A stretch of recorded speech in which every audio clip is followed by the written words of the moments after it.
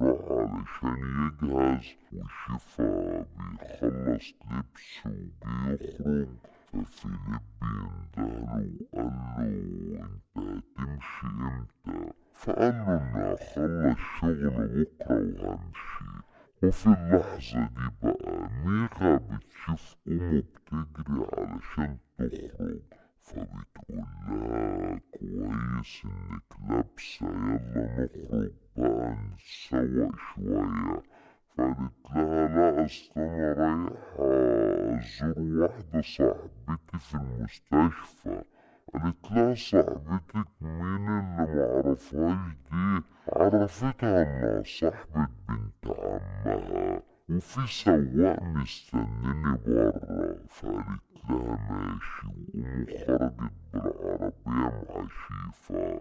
قال لها اوعي تفتكر ان ابوك هيوافق بيا، هيفتكرني بحبك علشان فلوسك. قالت له ان اول ما ارجع هكلمه عن موضوعنا متقلقش. وفجأة رجالة غنيش بقى بيجوا يضربوا شيفا في دماغه وبيقع على الارض، فبياخدوا قيمه وبيمشوا. وكريم بيرن على غنيش وبيقوله البنت معانا بس مش عاوزة تنطق وتقول الكارت فين. فقالوا لو فضلت متربسة دماغها خلصوا عليها. وفي اللحظة دي بقى شيفا بيقدر يوصل المكان اللي هما فيه، وبيقوله هي فين؟ قاله مش هتقدر تنقذها المرة دي. قاله تفتكر ده انا سبتها قبل كده علشان هي كنت متخانق معاها، لكن دلوقتي هي حبيبتي. انت بتحلم. وبيمسك الرجالة يضربهم كلهم، وكان بضربة قوية منه بيوقع 100 وخلص عليهم كلهم.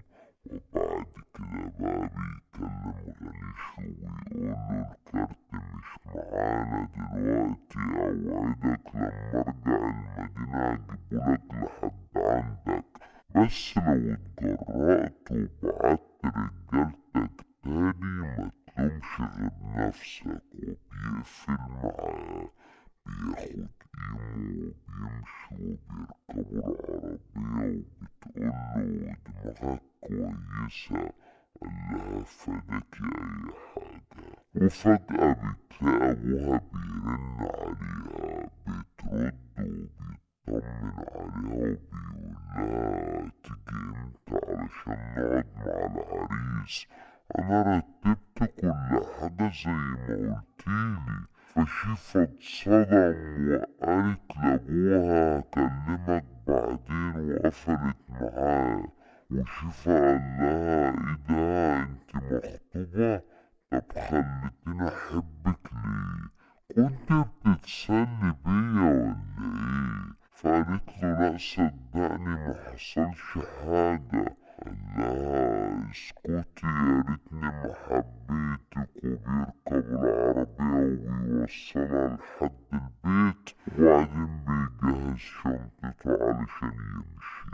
ففيليب بقى بيقوله يا عم خد الفلوس دي وابعد عن ايمو نهائي علشان هي مش من مستواك، وانا عارف كل حاجة بينكو، وانا زي ابوك ومصلحتها مش معاك. فقاله انا محبتهاش علشان الفلوس، لكن اوعدك هبعد عنها نهائي. واداله الشيك ومشي. وكان عايش حزين. وبنرجع بقى من الفلاش باك بنشوف شيفا اللي بيروح يقابل المدير بتاعه وبيقوله في شغل في سنغافورة ومحتاجين مصمم رئيسات، ايه رأيك تروح؟ فقاله ماشي اروح بس فلوس التذكرة عليك. فقاله ماشي مفيش مشكلة. فسأله ايه التعورة اللي في راسك دي يالا؟ قاله مفيش اي حاجة. وبيروح بقى وبيكون حزين وهو بيرجع من النادي الليلي، فبيقوله انت مش مكسوف على دمك وانا اللي بصرف عليك كده؟ فرد عليه انت ازاي يالا تكلمني كده؟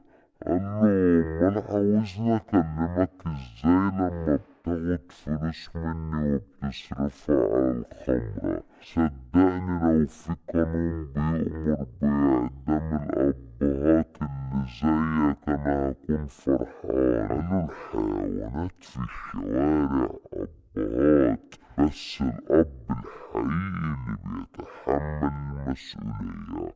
وسابه وخرج، وفجأة بقى لقى روبينا في وشه. قالت له ازاي تسيبني هناك وتمشي؟ انا وانت عليك تعمل فيا كده؟ ده انا حتى بحبك. فقال لها ان انا مبحبكيش ومش عارف احبك. فقعدت تعيط وهو مشي وسابها. تاني يوم بقى بنشوف شيفا بيروح الأرض اللي أمه سابتها له، وقرر يبيعها علشان يسدد فلوس روبينا.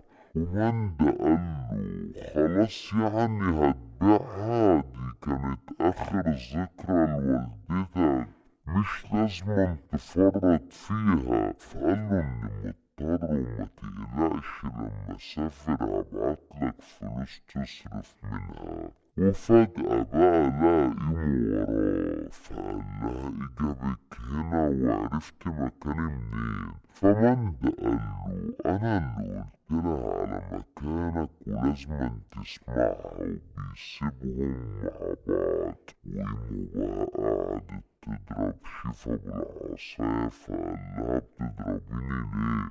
قالت له علشان سبتني بعد ما حبيتك من غير ما تسمعني.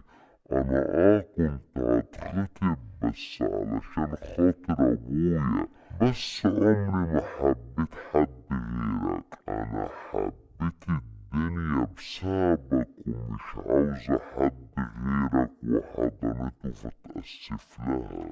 وفي الوقت ده بقى غنيش رن عليه وقاله فين الكارت يالا؟ انا بعته للشرطة وزمانهم جايين ياخدوك دلوقت. فاتصدم وقفل معاه. فكري قاله ايه حصل؟ هو سلمه فعلا للشرطة؟ قاله فقاله طب يلا بقى نلحق نتغدى، اكل المساجين وحش قوي. وبعد كام يوم بقى بنشوف شيفا وإيمو اتجوزوا، وبيروح معاها بيت أبوها وبيستناها برا. ورجالة روبينا بيروحوا له بيقولوا تعالى معانا. فقال لهم ليه؟ ما أنا خلاص سددت الدين اللي عليا. فقالوا لازم تيجي علشان هي في المستشفى وعاوزة تشوفك. فقال لهم مستحيل اروح معاكم، انا بقيت راجل متجوز. اسألوا مراتي الاول لو وافقت هاجي. فاستأذنوا من ايمو، فقالت لهم خدوه. فاتصدم وشالوه وهي قعدت تضحك عليه. وبكده بقى نكون وصلنا لنهاية الفيلم بتاعنا. لو عجبكم ما تنسوش تعملوا لايك وتدعمونا بكومنت وتفعلوا زر الجرس علشان يوصلكم